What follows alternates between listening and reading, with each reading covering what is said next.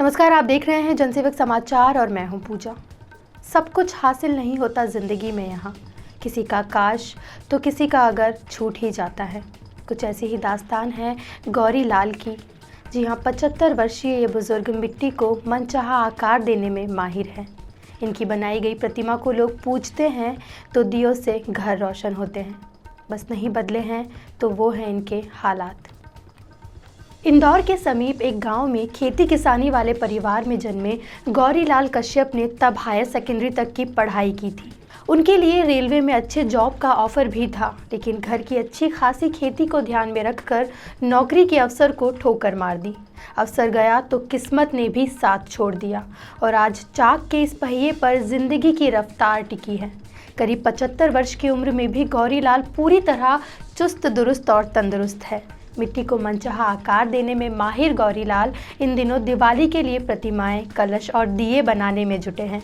वक्त के साथ बदली परिस्थितियों के बावजूद उनकी मेहनत का सही मूल्यांकन नहीं होता। इसे लेकर उनकी पीड़ा झलकती है, लेकिन इस कार्य को छोड़ कुछ और कर पाना अब उनके बस में ही नहीं है। काम धंधा मीडियम है सर। हाँ, मीडियम है। उसकी वजह क्या है? उसकी वजह महंगाई है। लोग मिट्टी समझ करके इसको सस्ते में मांगना चाहते हैं और सस्ते में मिल नहीं रही है। मिट्टी महंगी पड़ रही है और मेहनत जो है नहीं निकल पाती है। इसलिए जो है ये रोज़गार जो है हमारा तो धंधा है, परंतु समय के हिसाब से रोज़गार कमज़ोर है।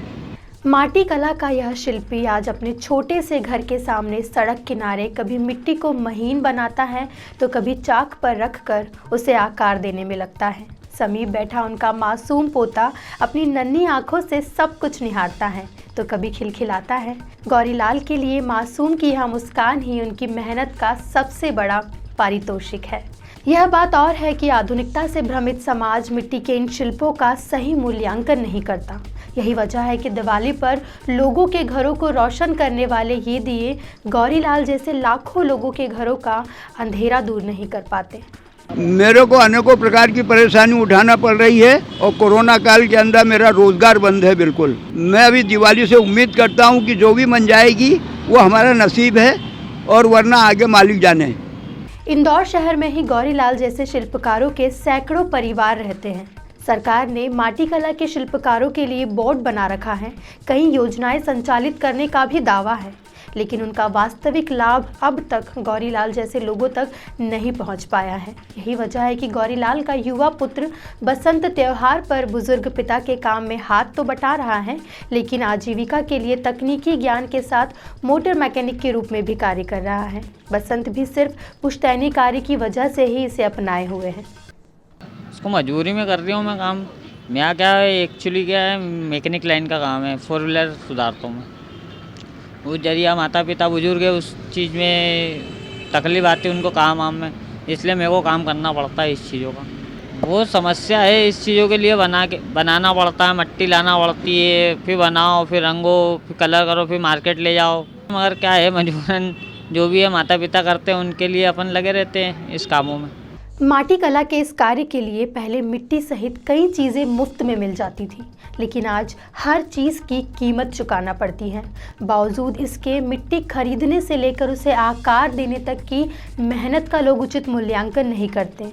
वह इन्हें सिर्फ मिट्टी के मोल ही लेना चाहते हैं। तभी तो पीड़ा के बावजूद ये माटी शिल्पकार सिर्फ यही कह पाते हैं कि शिकायतें तो बहुत है तुझसे है ज़िंदगी, पर चुप इसलिए हूँ कि जो तूने दिया वो भी बहुतों को नसीब नहीं होता। तो देखा आपने, दिवाली पर जिस दिए से आपका घर रोशन होता है उसके शिल्पकारों की व्यथा कितनी पीड़ादायक है। इस दिवाली जब भी आप खरीदारी करने जाएं तो गौरी लाल जैसे शिल्पकारों को ध्यान में रखकर उन्हें उचित मेहनताना देकर उनके घरों को भी रोशन होने का एक मौका ज़रूर दें। इस बुलेटिन में फ़िलहाल इतना ही। देश और दुनिया की बाकी खबरों के लिए देखते रहिए जनसेवक समाचार। धन्यवाद।